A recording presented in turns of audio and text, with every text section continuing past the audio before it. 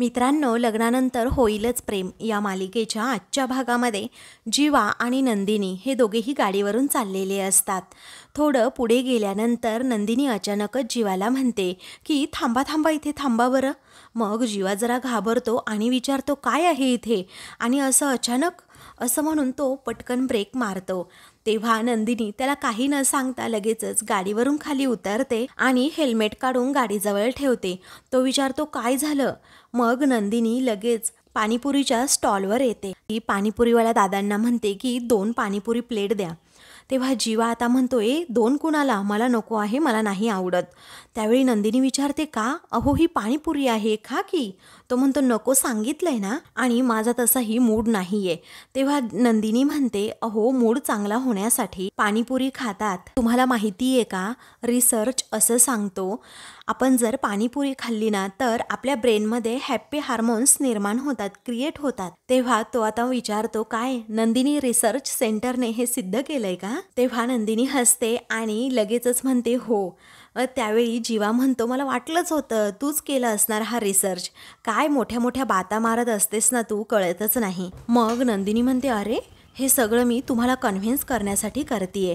जीवा म्हणतो कशाला करतेय कन्व्हिन्स, नको करूस, तुला खायचं असेल तर तू खा. तेव्हा नंदिनी म्हणते ठीक आहे दो भैया. तेव्हा ती त्या दादांना सांगत असते अच्छा सुनो, सगळा कम डालना, आणि तिखट व गोड पाणी आहे ना ते अगदी बरोबरच टाका, अजिबात कमी जास्त करू नका. असं म्हणून ती पुन्हा जीवाला विचारते बघा तुम्हाला खायची आहे का. जीवा म्हणतो नको आहे. त्यावेळी नंदिनी लगेचच पाणीपुरी खाऊ लागते आणि खाता खाता पुन्हा त्याला विचारते हवी आहे का. तो म्हणतो नको सांगितलंय ना मी. ती म्हणते ठीक आहे. असं म्हणून नंदिनी मस्तपैकी पाणीपुरीवर ताव मारत असते आणि जीवा तिच्याकडे पाहतच राहतो. आता ती खात असताना त्याच्याही तोंडाला पाणी सुटतं. नंदिनीने आता पाणीपुरी खाल्ल्यानंतर ती पुन्हा जीवाला पाणीपुरी ऑफर करते, तरीही तो हट्टच करतो की नको आहे. नंदिनीचं पाणीपुरी खाऊन मनच भरत नाही, त्यामुळे ती सारखी सारखी आता पाणीपुरी त्या दादांकडून मागत असते. तर जीवा आश्चर्याने तिच्याकडे पाहतच राहतो. दुसरीकडे मंजू वसूकडे आलेली असते. मग वसू म्हणते या नंदिनी आणि काव्यामध्ये ना आम्ही दोघीही फूट पाडणार आहोत, म्हणजे रम्याने आणि मी असं ठरवलंय बरं का, आम्ही काय करायचं आणि कसं करायचं. तेव्हा मंजू विचारते काय रम्याने. मग वसू म्हणते हो अगं, आजकाल तीच सगळं सांगते आणि तीच सगळं काही ठरवते, मी फक्त आपली हुकुमाची दावेदार. पण खरं सांगू तुला मंजू, कारण आयांना ना ग कधी कधी कळतच नाही, मुलांचे लाड करता करता कुठे थांबायचं असतं. खरं तर आपल्याला कळत असतं की आपलं काहीतरी चुकतंय मुलांचे लाड करण्यामध्ये, पण ना ते आपल्याला वळत नाही. आणि हे जे काही करतेय ना मी फक्त आणि फक्त माझ्या रम्याच्या आनंदासाठी करतेय. म्हणून तर मी रम्याचे लाड करत असते, तिचे हट्ट पुरवत असते. तिने हुकूम सोडला की सोडला, सगळं काही तिच्यासमोर हजर असतं आणि तिच्या मनाप्रमाणेच वागते. मग मी सगळं हे करत असताना तिने इथे असायला नको का, सांग बरं, की अशी पाठ फिरवायची असते, सांग बरं मला. त्यावेळी मंजू म्हणते जाऊ दे ना ग ताई, तू नको एवढा विचार करूस तिचा. बरं मला सांग प्लॅन नक्की काय आहे. तेव्हा वसू हसत विचारते प्लॅन, पण नाही हां, मी प्लॅन नाही सांगणार. अगं तू प्रत्यक्ष बघ ना नक्की माझा प्लॅन काय आहे. आता एवढं मात्र नक्कीच सांगेन की त्या नंदिनीला ना आज जरा वेगळीच वसू दिसेल, अशी वसू या अगोदर तिने कधी बघितलीच नसेल. तेव्हा मंजू मात्र हसत असते, कारण तिलाही आता जाणून घ्यायचं असतं की वसूच्या मनात नक्की काय प्लॅन आहे. आणि आजच्या या 1 मंथ ॲनिव्हर्सरीमध्ये आपली वसुताई नक्की काय घोळ घालणार आहे, जेणेकरून आपल्यालाही त्यामध्ये पार्टिसिपेट करता येईल. काही तिचा प्लॅन लवकर मंजूला सांगत नाही. दुसरीकडे नंदिनी आता म्हणते आता 1 प्लेट खाऊन झाली ना, मसालापुरी द्या बरं. त्यावेळी जीवा विचारतो 1 मिनिट, आता मसालापुरी कशासाठी. मग आता ती म्हणते अहो 1 प्लेट खाऊन झाल्यानंतर मसालापुरी घ्यायची आणि परत दुसरी प्लेट पाणीपुरी खायची आणि मग पुन्हा एकदा मसालापुरी घ्यायची, म्हणजे झालं ना बराबर. त्यानंतर नंदिनी मसालापुरी त्यानंतर लगेच पुन्हा 1 पाणीपुरीची प्लेट घेते. तेव्हा जीवाच्या तोंडाला आता पाणी सुटतं आणि तो आता तोडकं मोडकं हिंदी बोलत म्हणतो मला सुद्धा 1 प्लेट पाणीपुरी देव. आता हे ऐकल्यानंतर नंदिनी हसतच त्याच्याकडे पाहते. तेव्हा ती विचारते मीडियम की तिखट. तेव्हा जीवाला काही सांगावं कळत नाही. मग नंदिनी म्हणते मीडियमच बनवा. त्यानंतर ते दोघेही आता मस्त पाणीपुरी खाण्याचा आनंद घेत असतात. तेवढ्यातच नंदिनीला जोराचा ठसका लागतो. तेव्हा जीवा जरा घाबरतो. तिच्या पाठीवर थोडी थाप मारतो आणि म्हणतो अगं वर बघ वर बघ. तेव्हा नंदिनी फक्त डोळे वर करते. तो विचारतो डोळे काय वर करतीये? अगं वर बघ की जरा, मान वर कर म्हणजे ठसका जाईल. पाणी नाही आहे का इथे काका? असं तो विचारतो. नंदिनी म्हणते आता बरं वाटतंय, जरा ठीक वाटतंय. मग आता जीवा म्हणतो कशाला एवढ्या गपागप पुऱ्या खायच्या? हा पाणीपुरीवाला काय कुठे पळून चाललाय का? तुलाच देतोय ना तो. मग आता ते पाणीपुरीवाल्या काका लगेचच नंदिनीला पाणीपुरी देतात आणि मग जीवा म्हणतो आता मला द्या हा. तर तेवढ्यातच तेथे एक कपल पाणीपुरी खाण्यासाठी येतं. तेव्हा ते दोघेही आता एकमेकांकडे पाहतच राहतात. जीवाचं सहजच म्हणून लक्ष त्यांच्याकडे जातं. तर आता जो मुलगा असतो ना तो त्या मुलीला प्लँकिस देतो. काव्या ज्या प्रकारे तो प्लँकिस असा अडवते तसाच ती मुलगीसुद्धा तो त्याचा प्लँकिस अडवते. मग तो आता तसाच घेतो आणि खिशात ठेवतो. मग जीवाला सुद्धा त्याचे सगळे प्रसंग आठवतात की काव्यासुद्धा सेम अशीच करायची. हे प्रसंग आठवल्यानंतर जीवा एकदमच गप्प होतो. त्याला काहीही सुचत नाही. त्यानंतर त्याला काव्याचा खूपच राग येतो. काव्याची आठवण आल्यानंतर नंदिनी विचारते अहो जीवा खाताय ना, घेताय ना पाणीपुरी तुम्ही पुन्हा? तेव्हा जीवा म्हणतो तिखा बनावो. मग त्यावेळी आता ते काका खूपच तिखट पाणीपुरी देतात.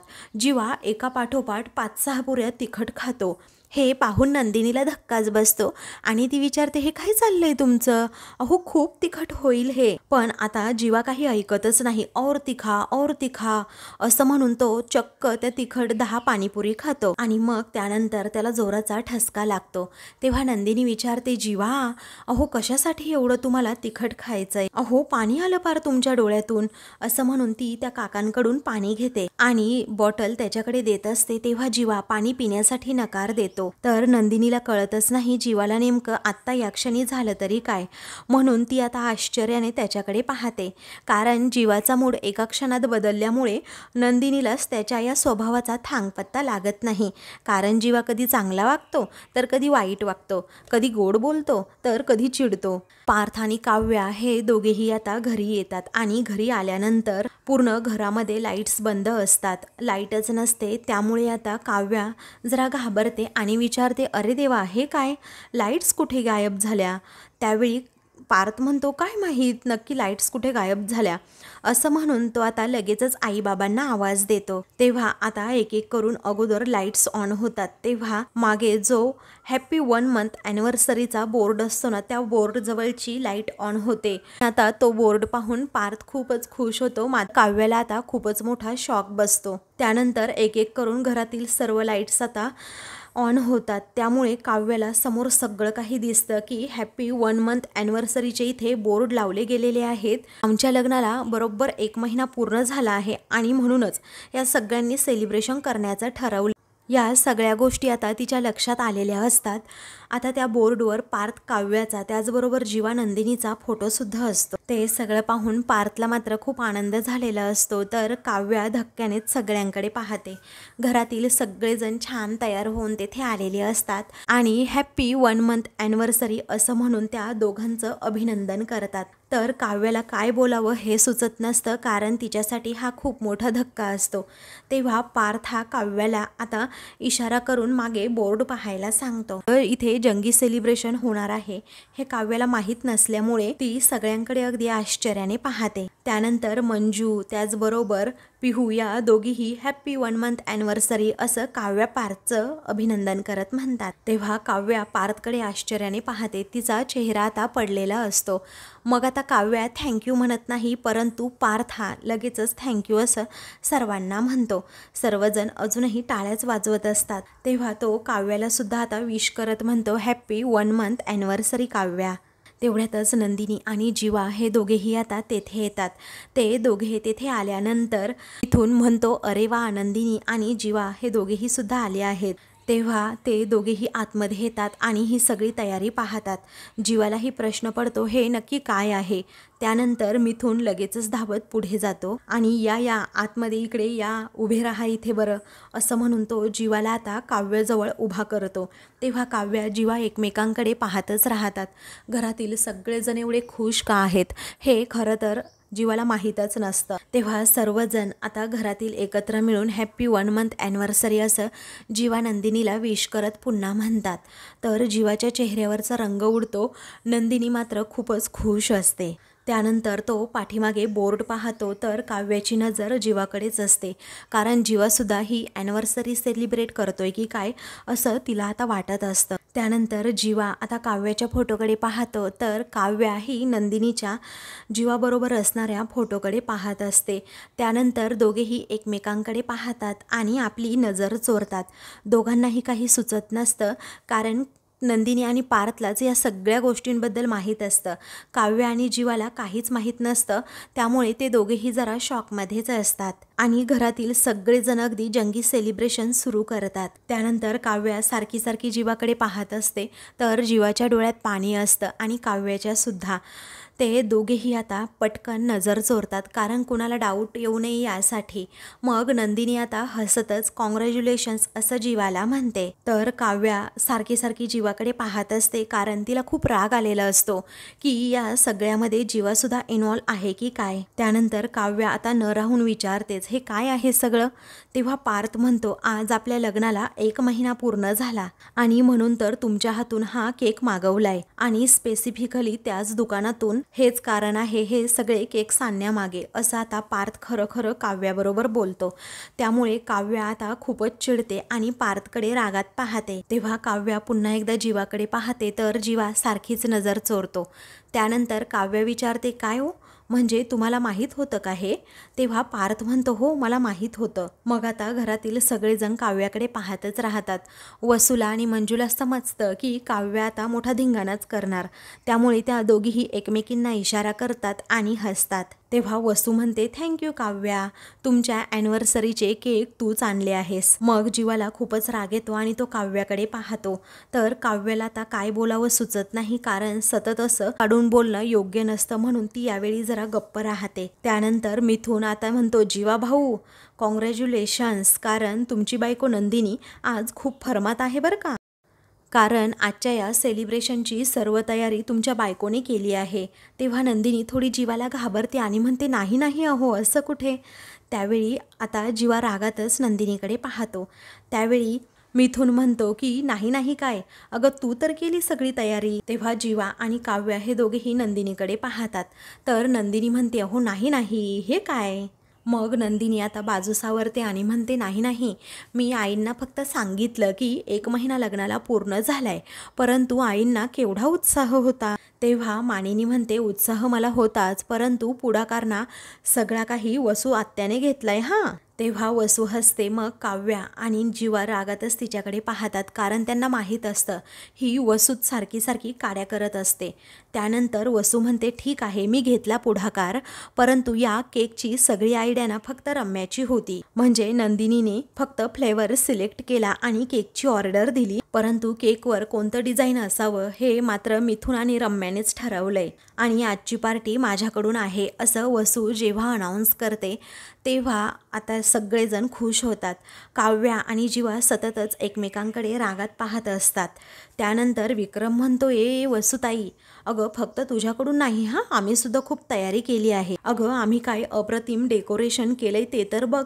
वसू म्हणते, हो ते तर खरं आहे. त्यावेळी मिथून म्हणतो, पण आय डोंट लाईक धिस, माझ्या कामाची दखल घेणार कोण. ते फुगे फुगवून फुगवून माझे गाल कसे झाले ते बघा.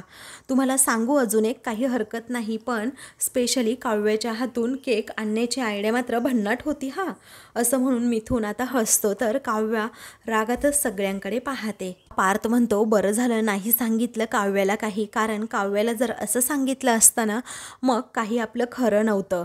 पण नंदिनी, आमची टीम तर आऊट झाली आहे, पण तुमच्या प्लेयरचं काय. तेव्हा नंदिनी म्हणते, झालेत ना, अगदी क्लीन बोल्ड झाले सुद्धा. तेव्हा सर्वजण हसतात आणि खूपच खुश होतात. त्यावेळी नंदिनी पुढे बोलू लागते, मला वाटलं की त्यांच्या काही गोष्टी लक्षात असतील, मला तिकडे आनंद निवासमध्ये सोडवायला येतील, माझ्यासाठी छान छान असे गजरे आणतील, पण यावेळी टांगा पलटी असं नंदिनी ॲक्शन करते. मग आता विक्रम हसतो आणि म्हणतो, अरे बापरे, पचकाच झाला तुझा. आता काव्य आणि जीवाच्या मनाची खूपच घुसमट होत असते. त्या दोघांना काही सुचत नसतं. त्यानंतर दिस इज व्हेरी पेनफुल असं मिथून पुन्हा एकदा डायलॉग मारतो. त्यानंतर मानिनी म्हणते, नंदिनी आता 4च्या ऐवजी ना 8 बदाम भिजवावेच लागतात. विचारतो, का ग आई? तेव्हा 4 बदाम जीवासाठी आणि 4 बदाम काव्यासाठी असं मानिनी म्हणते. त्यानंतर सर्वजण खूपच खुश असतात आणि एकमेकांचं कौतुक करत असतात. कुणी कुणी आज कामाची एवढी तयारी केली आहे, डेकोरेशनसाठी एवढा वेळ खर्च केला आहे, हे आपलं त्यांचं बोलणं सुरू असतं. त्यानंतर पिहू म्हणते, कॉंग्रॅच्युलेशन्स नंदिनी वहिनी. तेव्हा नंदिनी थँक्यू असं म्हणते. तर जीवालासुद्धा ती कॉंग्रॅच्युलेशन्स असं करते, पण जीवा एकदमच गप्प राहतो. तो पिहूला काहीच प्रत्युत्तर करत नाही. तर काही वेळातच काव्या ही तेथून निघून जाते. आता काव्या तेथून गेल्यानंतर सर्वजण नाराज होतात. मग आता मंजू भस्कन पुढे येते आणि म्हणते, झालं हिचं झालं पूर्वीसारखं पुन्हा सुरू, हिला ना काहीच पटत नाही. तेव्हा सर्वजण जरा टेन्शनमध्ये असतात, कारण काव्याला काहीच पटत नसतं. त्यावेळी पुढे आता पार्थ म्हणतो, थांबा मी आणतो हातीला. नंदिनी म्हणते, राहू देत, ते तिला घेऊन येते, तिला समजावते. त्यावेळी विक्रम म्हणतो, तुम्ही थांबा दोघेही, तुम्ही नका जाऊ, मी जातो फॉर अ चेंज म्हणून. त्यावेळी पार्थ म्हणतो, काय बाबा तुम्ही जाताय? अहो पण तुम्हाला रागाच्या भरात जर काही त्या बोलल्या तर मला ते सहन नाही होणार.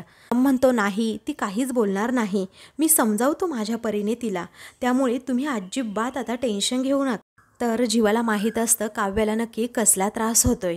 इकडे काव्या आता रूममध्ये येते आणि आल्यानंतर तेथे रागा वैतागाने बेडवर बसते. तिला आता काहीही सुचत नसतं काय करावं, कारण हे सगळं सेलिब्रेशन माझ्यापासून असं का लपवलं हे तिला वाटत असतं. आणि खरं तर तिला हे सेलिब्रेशन वगैरेच नको असतं, पण तिच्या मनाविरुद्ध सगळ्या काही गोष्टी घडत असल्यामुळे त्या सगळ्याचा मनस्ताप तिला मात्र होत असतो. त्यानंतर काव्याला आठवतं गुढीपाडव्याच्या दिवशी कशाप्रकारे पार्थने माझ्यासाठी गजरा आणला होता. त्याचबरोबर अनिशा जे काही बोलली ते म्हणजे की तू त्यांना नवरा मान किंवा नको मानू, परंतु नवरा म्हणून किंवा एक चांगला माणूस म्हणून ज्यासाठी जे काही करतायत त्यांचे एफर्ट्स तरी बघ. त्याचबरोबर माझं अंथरूण टाकणं, माझी सगळी कामं करणं, माझ्यासाठी कॉफी बनवणं, हे सगळं काही पार्थ करतात हे काव्याला आठवतं. आणि जर मला मित्र म्हणून तुम्हाला स्वीकारायचं नसेल तरीही फक्त मी आहे एवढं लक्षात असू द्यात तुमच्या. त्यानंतर क्लासजवळ जे काही समजवलं मला ते सगळं काही काव्याला आठवतं आणि त्रास होत असतो. मग आता आज आपल्या लग्नाला 1 महिना पूर्ण झाला असं जेव्हा पार्थ म्हणालेला असतो तेव्हा खरं तर काव्याला खूप राग आलेला असतो आणि त्याचाच राग ती आता रूममध्ये येऊन व्यक्त करत असते. मग काव्या रागावैतागाने उठते आणि म्हणते, खूप हसायला येते ना पार्थ तुम्हाला? अहो उगीच मला वाटलं होतं की हा माणूस खूप चांगला आहे आणि उगीच मी अनिशासमोर यांच्याबद्दल बरं चांगलं वाईट बोलले, पण नाही, मला आधी त्यांच्याबद्दल जे काही वाटत होतं ना तेच बरोबर आहे, कारण दाखवतात एक आणि आहे एक. तेवढ्यातच कुणीतरी दार ठोठावतं.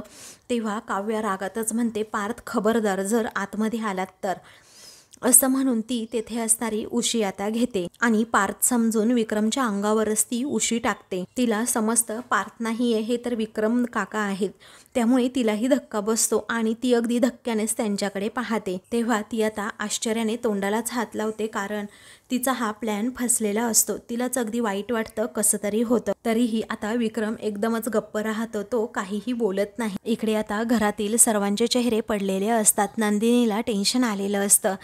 तेव्हा नंदिनी आता म्हणते, आई कसं होणार? तर आता मानिनी म्हणते, नको टेन्शन घेऊ तू, होईल सगळं ठीक. हे गेले आहेत ना काव्याला समजवायला, तर समजेल तिला काही गोष्टी आणि येईल ती बाहेर सेलिब्रेशनसाठी. तर जीवा आता त्या बोर्डकडे पाहत असतो.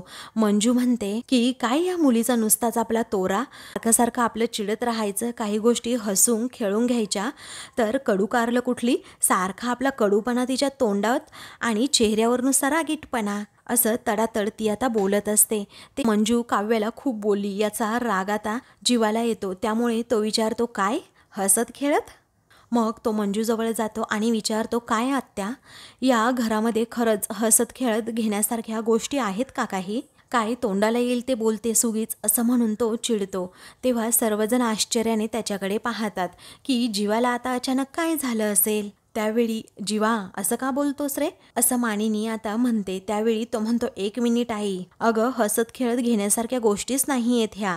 मग मंजूला तो विचारतो, मिथुन काकावर तुझं प्रेम आहे ना? अगं तुझं लव्ह मॅरेज झालंय ना, आणि हे असं असताना जर तुला वेगळ्याच माणसाच्या गळ्यात बांधली असती तर मग काय झालं असतं? मग आता तोच मंजूला जाब विचारतो. हे ऐकून सर्वांना धक्काच बसतो.